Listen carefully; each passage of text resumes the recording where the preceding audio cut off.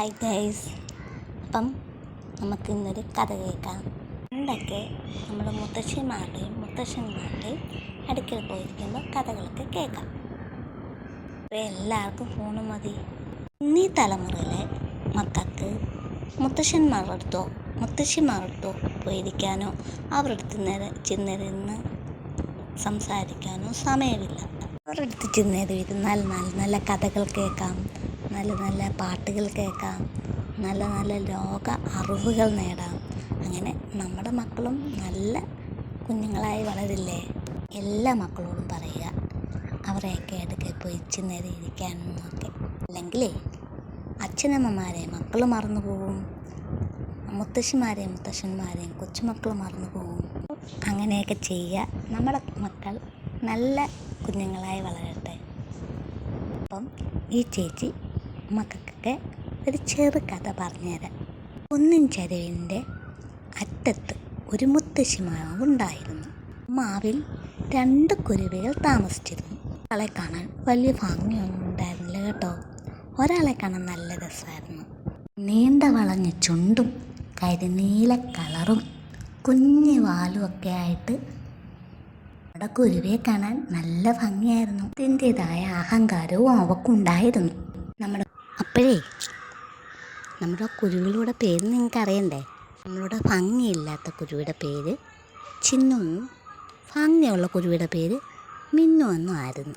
അപ്പോൾ നമ്മുടെ ചിന്നുവും മിന്നുവും കൂടെ ഒരു ദിവസം തീറ്റ തേടാൻ പോകാൻ ഒരുങ്ങി. ചിന്നുവിനോട്, എങ്ങോട്ടാ? എൻ്റെ കൂടെ എനിക്ക് തീറ്റ തേടാൻ പോകണ്ടേ? വേണ്ട, നീ എൻ്റെ കൂടെ ഒന്നും വരണ്ട. എന്നെ കാണാൻ ഒരു ഭംഗിയില്ല. എൻ്റെ കൂടെ കൊണ്ടുപോയാൽ തന്നെ എനിക്ക് നാണക്കേടാ. അപ്പം നമ്മുടെ ചിന്നു സങ്കടത്തോടെ തല കുനിച്ചു. എന്നിട്ട് മിന്നു പറന്നു പോയി.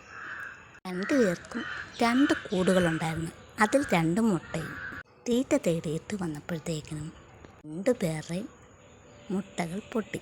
കുഞ്ഞുങ്ങൾ പുറത്തിറങ്ങി. അപ്പോൾ മിന്നു പറഞ്ഞു, എൻ്റെ കുഞ്ഞ് നല്ല സുന്ദരിയായിരിക്കും. കാണാൻ കൊള്ളാത്തതുകൊണ്ട് അതിന് വലിയ ഭംഗിയൊന്നും ഉണ്ടായിരിക്കില്ല.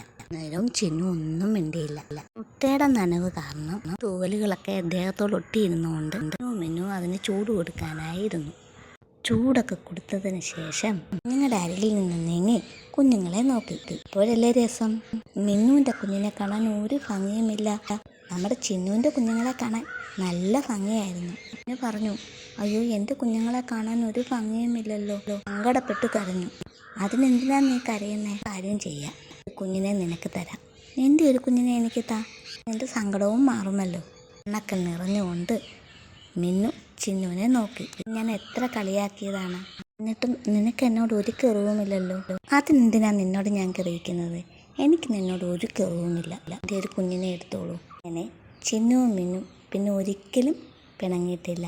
ആ മുത്തശ്ശി മാവിൽ സന്തോഷത്തോടെ ജീവിച്ചു. അപ്പോൾ നമ്മളും ഇതുപോലെ കളിയാക്കാതെയും എല്ലാവരെയും സ്നേഹിച്ചും ജീവിക്കുക. എൻ്റെ വീഡിയോ ഇഷ്ടപ്പെട്ടെങ്കിൽ ലൈക്ക് ചെയ്യുക, ഷെയർ ചെയ്യുക, സബ്സ്ക്രൈബ് ചെയ്യുക. വീഡിയോയുമായി വരുന്നത് വരെ ബൈ.